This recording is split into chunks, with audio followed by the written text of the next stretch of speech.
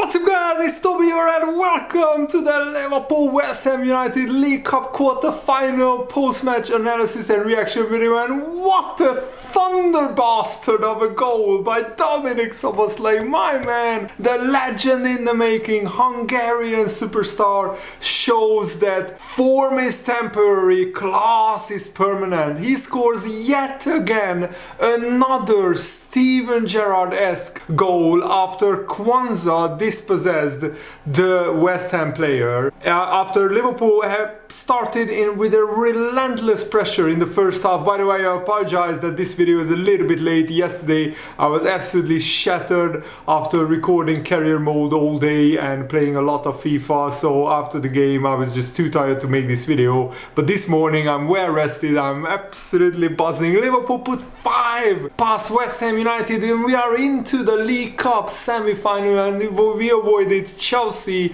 so we will play Fulham away from home first and then at home. And I think that's a fabulous draw for Liverpool, even though there is Middlesbrough still in the draw. Chelsea got even luckier with drawing Middlesbrough. And it could be yet another Liverpool-Chelsea League Cup final. But first, we need to take care of Fulham. And I think Liverpool in this form can beat anyone. It was a huge stark contrast to the Liverpool-Man United game, where actually Liverpool had even more shots than yesterday. But the most important thing is Liverpool's players are really back in form. Dominic Szoboszlai scored one of the goals of the season. He picks the ball up from like 25 yards and absolutely ladders it into the bottom far corner like a rocket, like a bullet. It flew like an arrow. You guys can tell I absolutely enjoyed that goal. It was a fabulous strike.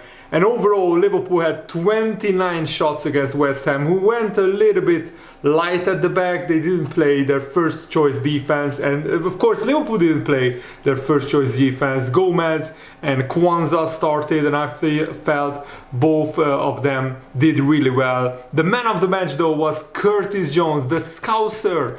Our boy Curtis scored 2 absolutely stupendous goals, especially his second goal, the 5th Liverpool goal, where he picks the ball up right almost at the halfway line and he goes past all of the West Ham players and then slots it home into the far corner. Absolutely brilliant run and finish. And Curtis Jones finally is getting the advice of Jurgen Klopp and implementing it into his game, that he should play quicker, he should play one-touch, two-touch football, because when he does that, he is a fabulous player. Darwin Núñez also was absolutely brilliant, even though he didn't score. So Darwin Núñez's goal drought goes on to 11 games. He got an assist before the second Liverpool goal, the Curtis Jones goal. It was a brilliant run into behind the defense, and Darwin Núñez brilliantly picks him out. But Curtis Jones has a lot to do. He's like 1 yard from the touchline in an impossible angle. The goalkeeper is like covering his goal,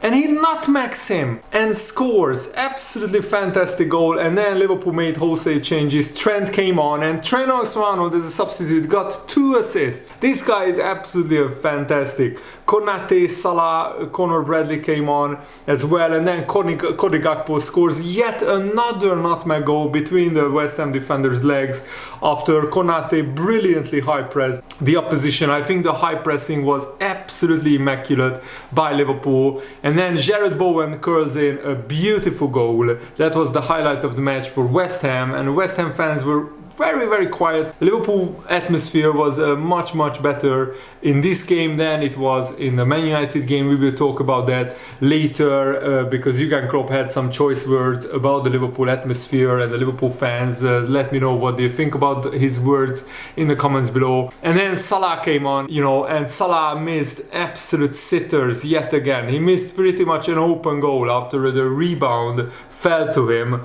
I don't know how, but then a harder chance probably. Trent Alexander-Arnold releases him and he races clear.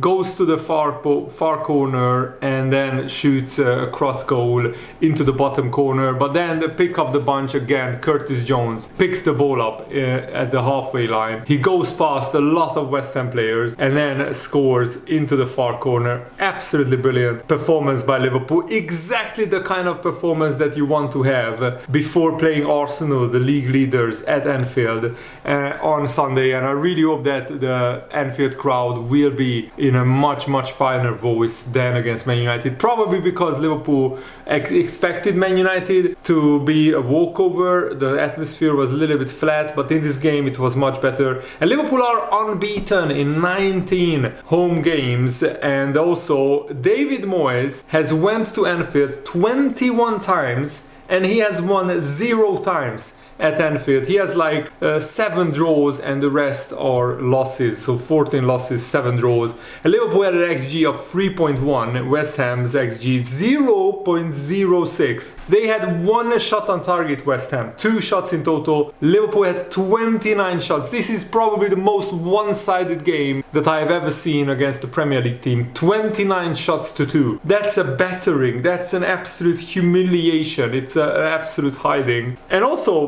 Middlesbrough from the Championship went through to the League Cup semi-final. What a story for them. Everton lost on penalties to Fulham because of Pickford's little T-Rex arms. Everton are out because Pickford, with longer arms, he could have saved 3 penalties. He was so close to 3 Fulham penalties, but because he has little T-Rex arms, Pickford couldn't save those penalties. 1995, you haven't won a trophy since 1995. That's what the Liverpool fans will sing still to the Everton fans when the Merseyside derby happens next. Chelsea also knocked out Newcastle on penalties. Newcastle almost held on, but Trippier again makes a huge comical error. He has gifted 4 or 5 goals recently to the opposition team. So surely there is something going on with Trippier in his personal life, because normally he's not this kind of player. I absolutely love the Dominic Szoboszlai goal. I think he's back to his best. And Wataruendo,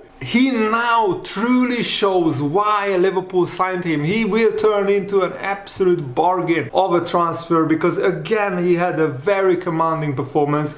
In just 60 minutes he played 46 accurate passes out of 48. That's 96% pass accuracy. He created 4 chances from the defensive midfield spot. He made 2 clearances. He had 9 recoveries, and he also won 4 out of his 6 ground duels. That was his weakness previously in the earlier games, that he lost so many of his ground duels. There was a game where he only won 1 out of 7 ground duels. So winning 4 out of 6 is a much better ratio, and he's getting better and better each game. And I told you guys that you should judge a new signing only after 1.5, maybe even 2 years. And in the case of Wataruendo, he just needed time, and he needed also to get accustomed to the really fast-paced, really physical Premier League.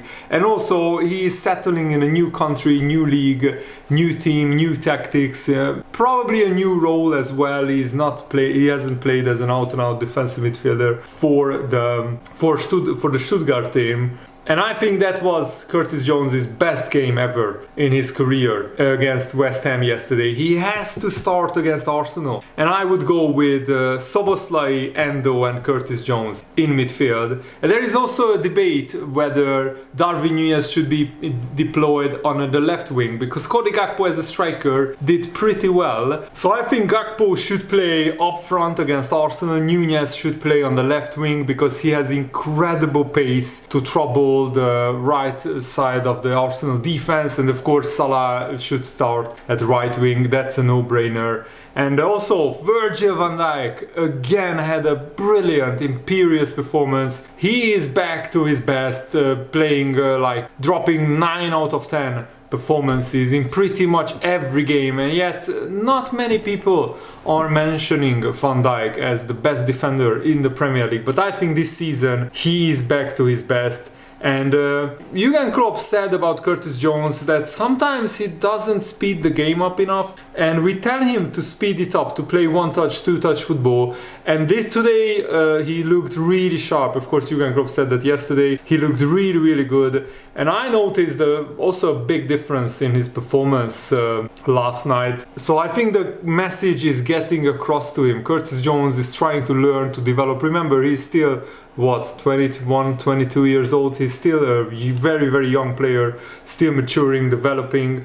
But Curtis Jones will be a really, really good player for Liverpool. I'm not entirely convinced that he will become world class, but he has all the talent in the world. He just needs to apply himself. He needs to work very hard. He needs to also take into account what the manager and the assistant coaches are telling him, and he just needs to calm himself down and also to be more quick in his thinking, which will come with practice, and it will come with giving more playing time to Curtis Jones. Him being fully fit is a massive boost for Liverpool because we have injury problems in midfield. Bajcetic and Thiago are still out. The press conferences don't even mention them anymore, that they are close to being back. Hopefully they are, but McAllister will be out until the new year, and also Gravenberch had a little bit of a knock, so hopefully Gravenberch will be back for the Arsenal game, at least to be on the bench. But I think Curtis Jones, Endo and Szoboszlai should be